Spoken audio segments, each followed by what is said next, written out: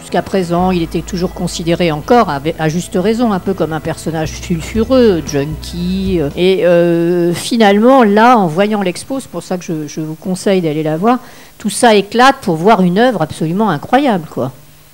Alors effectivement, le personnage a souvent pris le pas sur l'œuvre, puisqu'il est mort, donc je le rappelle, à l'âge de 27 ans, d'une overdose de cocaïne et d'héroïne.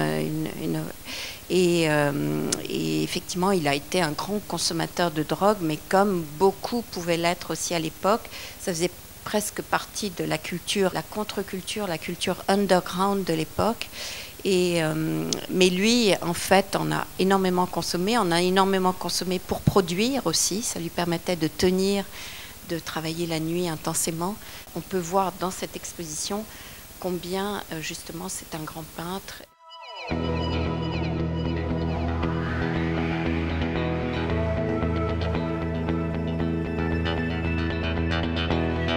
Certains ont voulu y voir un signe du racisme. Moi, j'aurais tendance à penser que, justement, Basquiat était inclassable. On a pensé que c'était un artiste qui appartenait au milieu des graffitis et qu'au fond, il n'était pas un artiste noble au sens du terme, comme peuvent le reconnaître les institutions. Aujourd'hui, évidemment, le regard a totalement changé.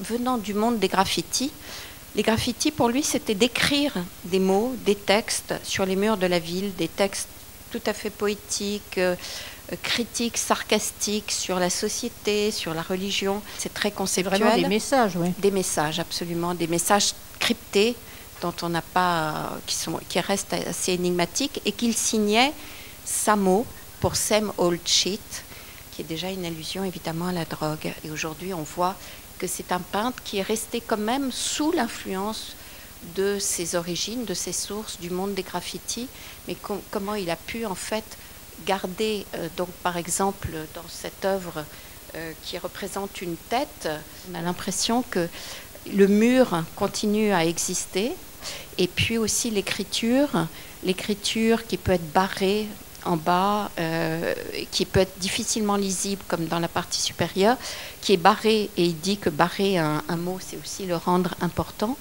et combien en fait il continue à associer le mot et l'image.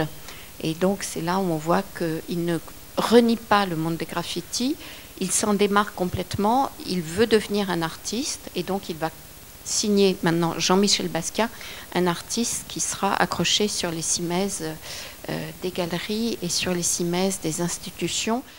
Pour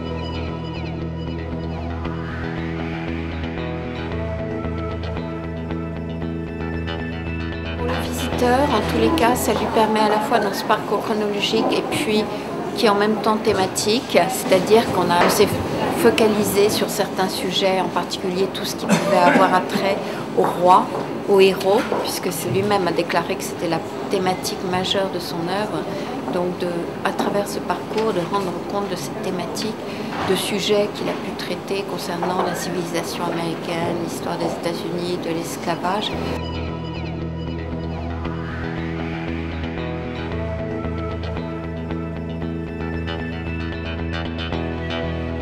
Il y a un portrait de Basquiat par Andy Warhol qui date de 1982. Photo aussi qui est très inspirante encore aujourd'hui, très active, parce qu'on voit combien cette présence unique et cette coiffure très caractéristique, donc en forme de couronne.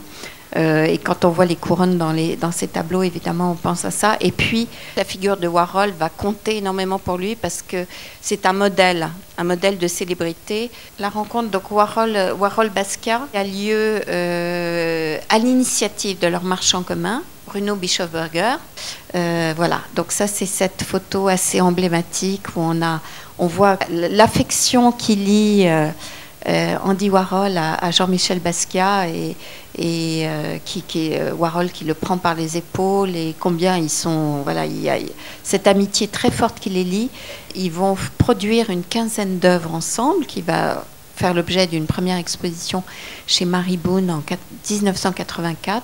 Et ensuite, Basquiat et Warhol décideront de continuer à travailler ensemble. L'art de Basquiat exerce toujours, et de manière, nous sommes très surpris par le succès de cette exposition, donc auprès d'un public très varié, très divers, parce qu'elle n'est pas intimidante. C'est une peinture qui n'exclut pas. Tout le monde peut s'y retrouver. Il n'y a pas besoin d'avoir une immense culture. On peut avoir cette immense culture et aussi trouver son bonheur dans la peinture de Basquiat. Mais si on ne l'a pas, on ne se sent pas intimidé. Et c'est une peinture très très accueillante, même si elle est brutale, si elle est violente, mais elle est pleine de vie.